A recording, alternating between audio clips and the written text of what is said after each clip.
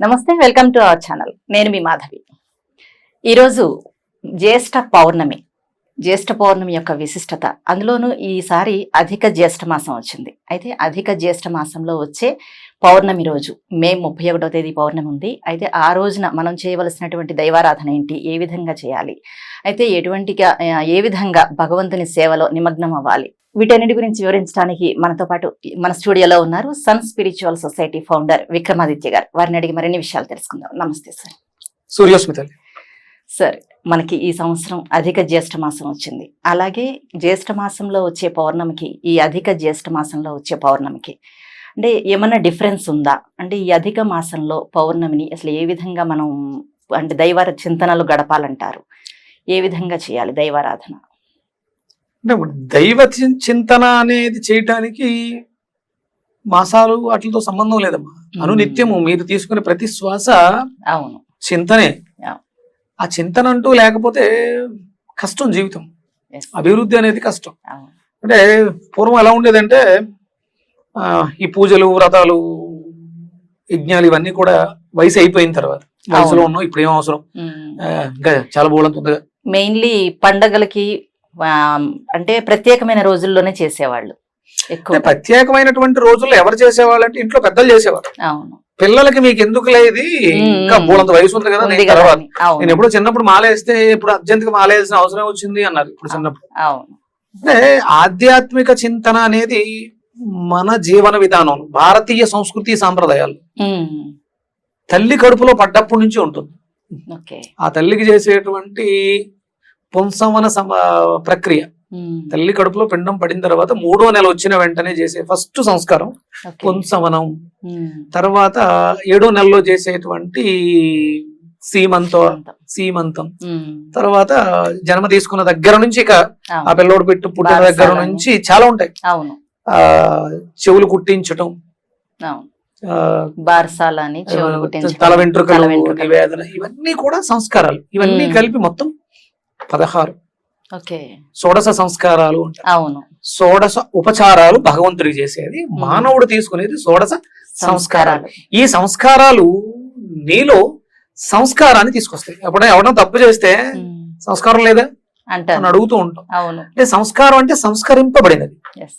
అంటే నిన్ను అంటే మానవుడిగా ఉన్నటువంటి నిన్ను మహిమాన్వితుడిగా చేస్తుంది, మనీషిగా చేస్తుంది, మనిషి నుంచి మానవత్వం వైపు నడిపించి దైవంగా మారుస్తుంది.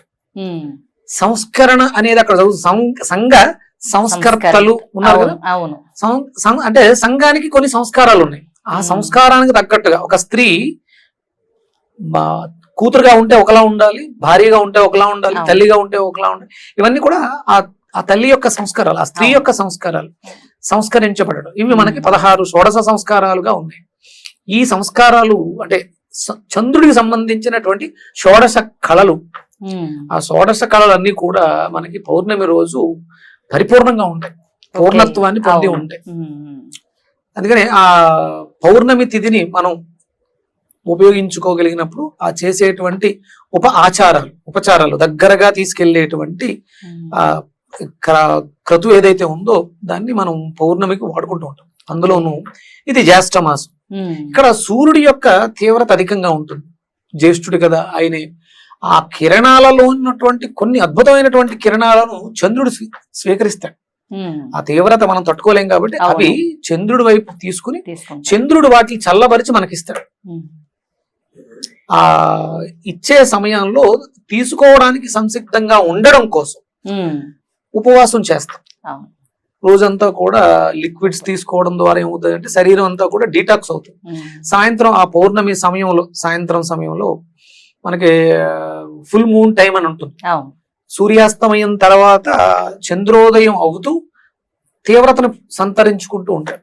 అంటే సుమారు 5:30, 6 సమయానికి సూర్యాస్తమయం అవుతూ చంద్రోదయం జరుగుతూ ఉంటుంది.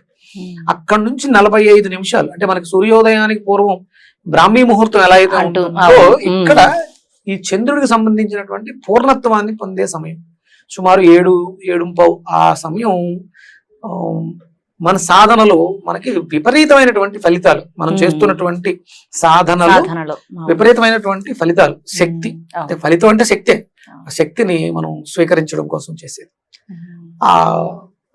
ఆ టైంలో, ఆ ఫుల్ మూన్ టైంలో మనం చేసేటువంటి పూజ, అర్చన, ధ్యానం. అష్టాంగ యోగ సాధన ఏం చెప్తుందంటే యమ నియమ ప్రత్యాహార ధారణ ధ్యాన సమాధి అని చెప్తుంటాం. ఉదయం అంతా కూడా యోగాసనాలు అవి వేసి శరీరానికి మంచి ఆహారాన్ని ఇచ్చి సాయంత్రం తీసుకొస్తులోకి ధ్యానానికి తీసుకెళ్ళాలి. ఉదయం నుంచి చేసుకుంటూ వచ్చి సాయంత్రానికి ధ్యానానికి వెళితే అప్పుడు అక్కడ నీకు సమాధి వస్తుంది, అందులో శక్తిని పొందుతాడు, నిశ్చలత వస్తుంది. ఇప్పుడు అంతా కూడా అంటే ఉదయం నుంచి అంటే మామూలు పనులన్నీ చేసేసుకుంటూ సాయంత్రం మెడిటేషన్ చేస్తే సరిపోద్ది అన్నట్టుగా ఉన్నారు. ఇక్కడ మనం ఇది పురుషోత్తమాసం అన్నాం. పురుషోత్తముడికి ప్రియమైనటువంటిది లక్ష్మీదేవి, అమ్మవారి ఆరాధన. సహజంగా మనం పౌర్ణమి, చంద్రుడు అనగానే పార్వతీదేవి గుర్తొస్తుంది. ఇది పురుషోత్తమ మాసం కాబట్టి విష్ణువుకి ప్రీతికరమైనటువంటి మాసం కాబట్టి సూర్యుడు తన తీవ్రతను అధికంగా చాటుతుంటాడు. కాబట్టి మన గమ్యం లక్ష్మి అంటే గమ్యం. లక్ష్మి అంటే తామర పువ్వులో కూర్చుని కమలాలు చేత్తో పట్టుకుని ఒక బంగారపు కుండతో పోస్తూ డబ్బుల రూపంలో కనిపించే, నీకంటూ ఒక సంకల్పం ఉంది, నీకంటూ ఒక లక్ష్యం ఉంది, నీ గోల్ ఉంది, దాన్ని నువ్వు సాధించడం కోసం చేసేటువంటి సాధన నిన్ను సంపదతో, సంపద అంటే చాలా రకాలు ఉన్నాయి, జ్ఞానం, వాక్, మాట, ఇవన్నీ కూడా సంపద, నడవడిక, నీ జ్ఞానం, ఇవన్నీ కూడా సంపదగా మనకి అంటే లక్ష్మీదేవిని 8 రకాలుగా చూపిస్తారు.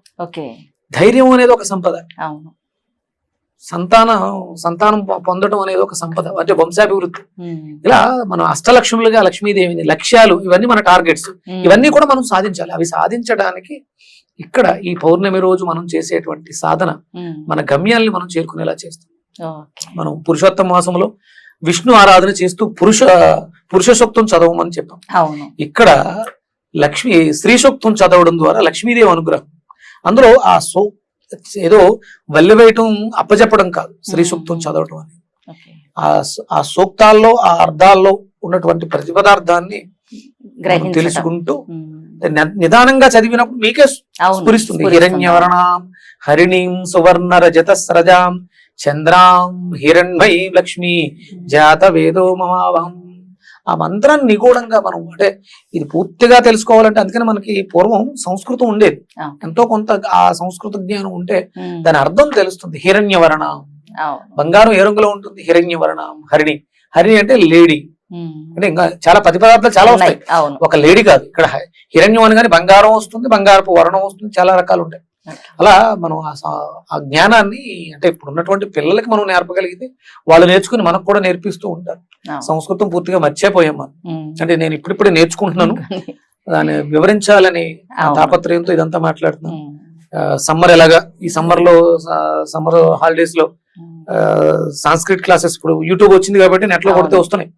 అవన్నీ తెలుసుకుంటే అద్భుతమైనటువంటి జ్ఞానం ఎన్క్రిప్టెడ్. అంటే వేదము మంత్రం ఇచ్చిందంటే కేవలం ఏదో వెల్ల వేస్తూ కూర్చుంటే, చాలా మంది అడుగుతూ ఉంటారు, మంత్రాన్ని అటు ఇటు తిరగేసి చదివేస్తే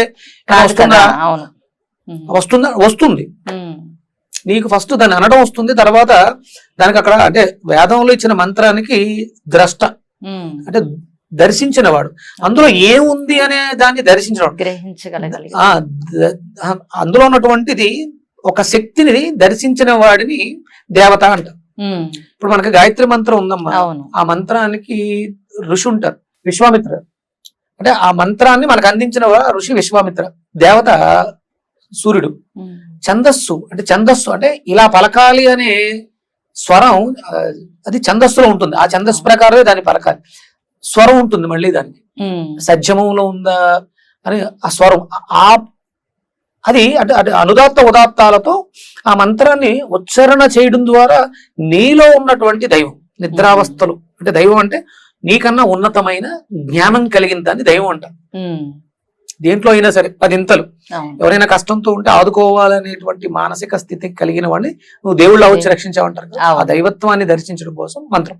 ఈ గాయత్రి మంత్రాన్ని వల్లవేస్తే ఏమొస్తుందంటే జ్ఞానం వస్తుంది. గాయత్రి వేదమాత, వేదంలో ఏముందో ఆ జ్ఞానం అంతా గాయత్రి మంత్రంలో ఉంది.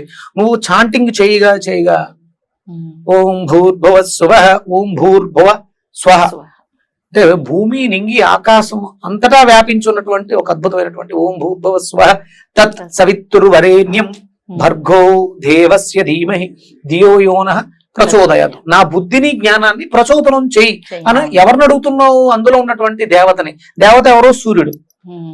చీకటిలో మనకేం కనపడదు, అజ్ఞానంతో ఉంటాం. గాయత్రి మంత్రం చదవడం ద్వారా, అంటే చాలా మంది అడగొచ్చు చీకటిలో కూడా కళ్ళు కనిపిస్తాయి అంటే, ఎస్, నువ్వు ఆ మంత్రాన్ని అంత అనుసంధానం చేయగలిగితే అందులో ఉన్నటువంటి సవిత ఏదైతే ఉందో, సూర్యుడు ఏదైతే ఉన్నాడో, చీకట్లో కూడా నీ కళ్ళు కనిపిస్తాయి.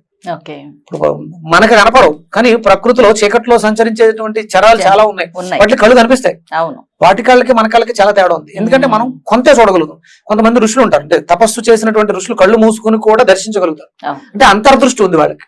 చీకట్లో కూడా కళ్ళు మూసుకుని నువ్వు చూడగలిగిన శక్తి, నువ్వు నిజంగా సాధకుడు అయితే, అష్టాంగ యోగ సాధన చేసి గాయత్రి మంత్రాన్ని అనుసంధానం చేయగలిగితే, నీకు అందులో ఉన్నటువంటి ఆ సవిత ఏదైతే ఉందో అది అద్భుతమైనటువంటి జ్ఞానాన్ని కళ్ళు మూసుకుని కూడా దూరంగా వేరే ఊర్లో ఎక్కడో నీ గురించి మాట్లాడుకుంటున్న వ్యక్తి ఏ బట్టలు వేసుకున్నాడు, ఏం మాట్లాడుతున్నాడో కూడా మాట్లాడచ్చు, గ్రహించగలదు. అంత శక్తి మంత్రానికి ఉంది. మంత్రం అంటే ఏదో వల్లె వేస్తే విని మర్చిపోయేది కాదు.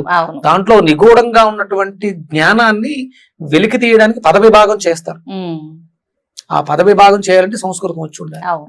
మంత్రానికి ఉన్నటువంటి శక్తి. పౌర్ణమి రోజు శ్రీసూక్త పారాయణం మీకు విశేషమైనటువంటి ఫలితాలు. ఎన్నిసార్లు చదవాలి మీ ఓపిక, 9, 18, 27 మీరు చదవగా అందులో ఏముందో మీకు అర్థమవుతుంది. మనకి సంబంధించినటువంటి ఈ తిథులు, వారాలు, నక్షత్రాలు, కరణాలు ఇవన్నీ కూడా మనకున్నటువంటి ఈ మంత్రాల్లో ఎన్క్రిప్ట్ చేసి ఒక సీక్రెట్ కోడ్ లో పెట్టున్నారు. ఇలా అందించేయడం కాకుండా దాన్ని నీ అంతట నువ్వు విడదీస్తే, ఆ జ్ఞానం నీకు వస్తే అప్పుడు ఆనందం వేరు. ఏదో ఊరికే వస్తే దాని మీద విరక్తి వస్తుందని చెప్పేసి, అంటే మోహం తగ్గిపోతుందని అంటారు కదా. కష్టపడి సంపాదించుకున్నప్పుడు ఆ తృప్తి ఉంటుంది. మంత్రానికి ఉన్నటువంటి శక్తి. ఈ అధిక జ్యేష్ఠ మాసంలో వచ్చేటువంటి పౌర్ణమి తిథి విశేషమైనటువంటి అధిక ఫలితాలను ఇస్తుంది శ్రీసూక్త పారాయణం ద్వారా. 27 సార్లు అమ్మవారి శ్రీ సూక్తాన్ని చదివాం. ఒక్కసారి విష్ణువుని తలుచుకుంటే ఈ శక్తి మరింత పెరుగుతుంది. అందుకని పురుష సూక్తాన్ని శ్రీ సూక్తాన్ని కలిపి చదివితే విశేషమైనటువంటి ఫలితం వస్తుంది. ఓకే గురువు గారు, జ్యేష్ఠ మాసంలో వచ్చే ఈ పౌర్ణమి గురించి చాలా అద్భుతంగా వివరించారండి. ధన్యవాదాలు. సూర్యస్మృతి.